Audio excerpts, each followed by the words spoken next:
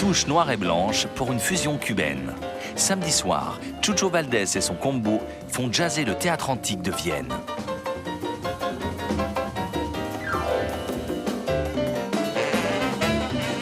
Chucho Valdés and the Afro-Cuban Messengers font leur jazz à Vienne et sur France O, samedi à 20h35.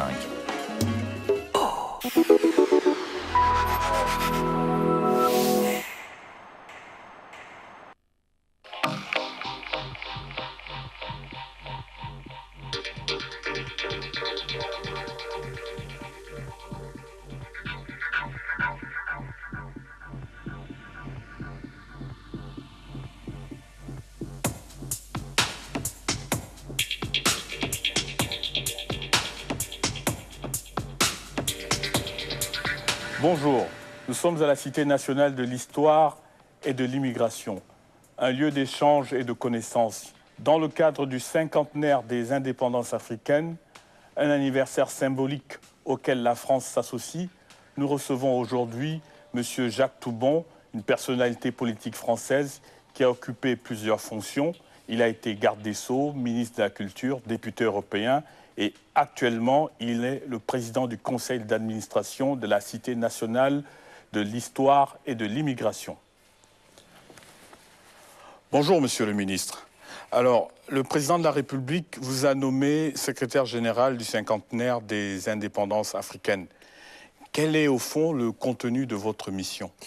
Ma mission, c'est en fait d'impulser, de coordonner tout ce qui peut être fait autour de cette date, de cette année 2010, année du cinquantenaire, à la fois dans les 14 États concernés et en France, pour expliciter, clarifier, rénover et moderniser et tourner vers l'avenir la relation spécifique qui existe entre ces 14 pays qui ont accédé à la souveraineté en 1960 et la France. Quel contenu vous donnez à cette notion de renouveau dans les relations entre la France et l'Afrique?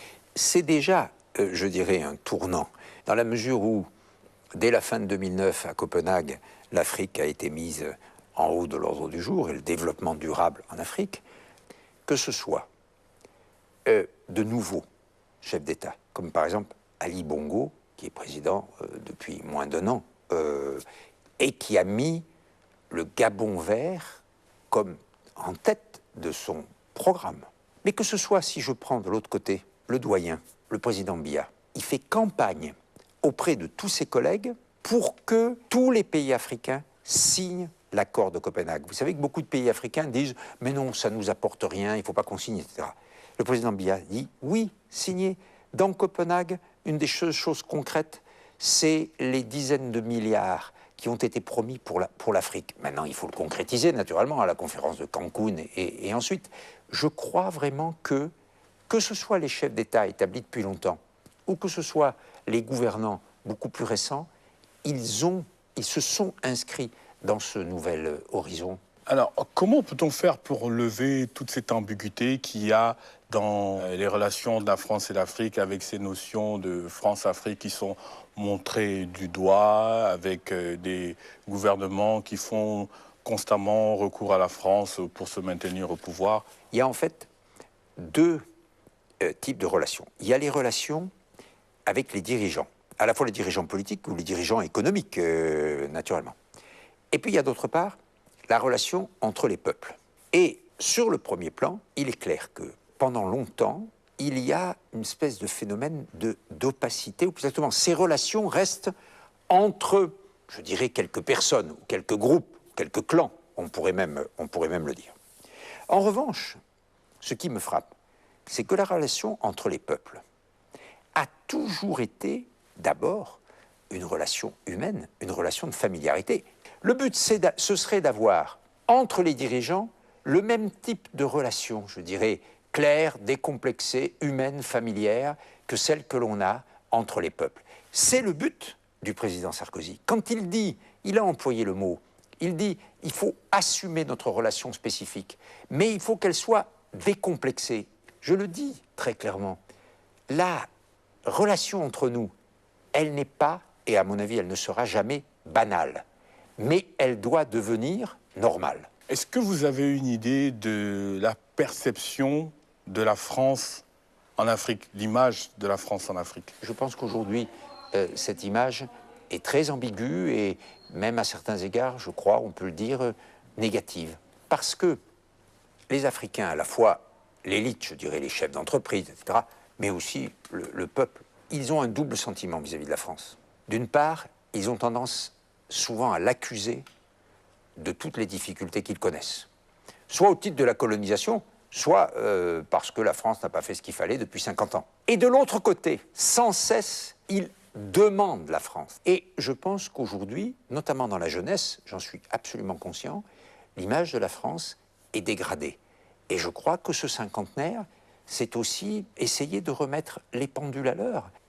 Ce que nous allons faire, c'est que nous allons rendre hommage à ces soldats à travers l'armée des États indépendants d'aujourd'hui, non pas pour d'un geste paternaliste dire « voyez comme la France était belle », non, mais pour montrer que ces hommes et ces femmes dont les soldats d'aujourd'hui sont les héritiers, ils ont joué un rôle fondamental dans l'histoire et que nous devons leur rendre hommage pour le sacrifice de leur vie et puis tout simplement parce qu'ils ont mené avec la France les combats de la liberté et de l'égalité.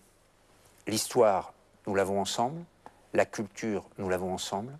Nous avons encore des relations économiques qui sont préférentielles, malgré la mondialisation. Qu'est-ce qu'on peut dire sur les entreprises françaises qui sont installées en Afrique? Elles investissent beaucoup. Et elles investissent beaucoup dans un domaine en particulier dont j'ai déjà parlé comme prioritaire, dans la formation professionnelle et, je dirais, les investissements humains. Et deuxièmement, ces entreprises sont en général rentables. Ce qui veut dire le marché africain, les structures économiques africaines sont suffisamment solides. Ce qui manque aujourd'hui, un des sujets qui mérite d'être pris à bras-le-corps par les dirigeants des pays de l'Afrique subsaharienne, c'est l'intégration régionale. Les pays, pour la plupart, constituent des marchés trop petits. Et les infrastructures, les grandes infrastructures de communication notamment, doivent être interrégionales. Il faudrait qu'on aille peu à peu vers un ou deux marchés communs africains, comme nous l'avons fait pour l'Europe. Quels sont les principaux symboles des relations entre la France et l'Afrique? Moi, je pense qu'il y a quelques sujets majeurs qui sont les axes forts de notre relation. C'est clair, tout ce qui est la sécurité et la défense. Et nous avons commencé à engager une politique de présence militaire et de sécurité tout à fait différente et qui est tournée, en réalité, vers ce que sont les besoins d'aujourd'hui. Ça veut dire la lutte contre le terrorisme, les trafics de drogue, les trafics d'êtres humains, le piratage maritime. De la même façon, c'est l'accent sur l'agriculture vivrière par rapport à l'agriculture matière première. L'agriculture nourriture, de ce point de vue d'ailleurs, l'Afrique est extrêmement dotée. L'Afrique possède 15% des terres arables du monde. Et ce sont des terres qui sont très peu exploitées en termes de productivité. Donc, l'Afrique pourra nourrir le monde. Et ça, c'est très important. Elle pourra se nourrir elle-même et elle pourra nourrir le monde. Mais aussi, bien entendu, dans le même esprit, tout le grand chantier de la forêt. La forêt de l'Afrique équatoriale et centrale, c'est le second puits de carbone dans le monde. L'Afrique est-elle redevenue une priorité pour la France? Ça n'a jamais cessé d'être une priorité. Parce que, il faut bien le voir, en France, notamment dans le milieu politique, l'Afrique a toujours été un sujet qui n'était pas un sujet indifférent. La politique africaine, même si quelquefois elle n'était pas mise au premier niveau, au premier rang, ça a toujours été un vrai sujet dans notre pays. Le regard vers l'Afrique est un regard naturel, en particulier chez les dirigeants politiques. Mais c'est vrai que dans l'avenir, d'ici 2050, nous devons donner une nouvelle orientation.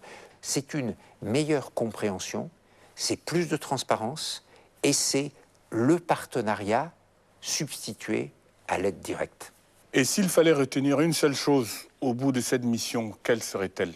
Oh, je crois que moi j'emploierais un seul mot, si vous voulez, c'est le mot d'amitié.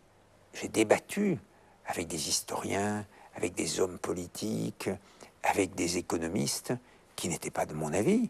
Et je dirais qu'il y a beaucoup de gens qui, notamment, mettent en cause à la fois la décolonisation et ce qui s'est passé depuis 50 ans. Et moi-même, je n'ai pas le discours qui consiste à dire « mais tout est bien, tout est magnifique, vive la France ». Non, je dis « ce cinquantenaire, c'est justement pour faire un arrêt sur image et regarder exactement la réalité ». La société française, la nation française, est marquée de manière irréversible par cette réalité, qui est une réalité sociale, une réalité humaine, bien entendu, culturelle, mais aussi une réalité économique. Une chose qui m'a frappé, c'est naturellement le rôle des chefs d'entreprise dans la diaspora, la réussite de beaucoup d'entre eux. Alors, certains sont connus, ils ont développé des marques célèbres, mais il y a tout un tissu de garçons et de filles qui sont anonymes, mais qui réussissent très très bien dans leur travail. On insiste sur les difficultés de l'intégration. On montre les images des émeutes, des problèmes qui peuvent exister en banlieue. Mais c'est vrai, c'est une réalité que vivent malheureusement beaucoup de gens dans certains quartiers. Mais en même temps, c'est clair que beaucoup d'Africains, beaucoup d'Africaines, les jeunes en particulier, ils font avancer la France. Merci, Monsieur le ministre, de nous avoir accordé cet entretien. Merci également à l'équipe technique qui m'accompagne.